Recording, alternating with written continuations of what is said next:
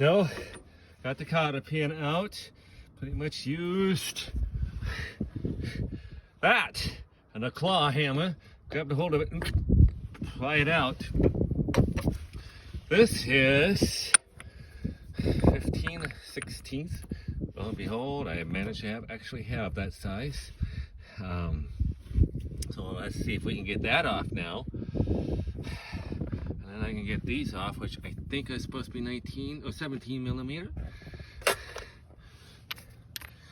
I wonder if I can get it out here.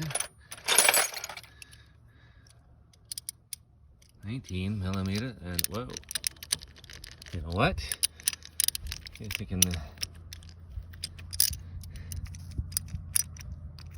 Yeah, 17 millimeters. That's it. So anyway, back to this. Bye.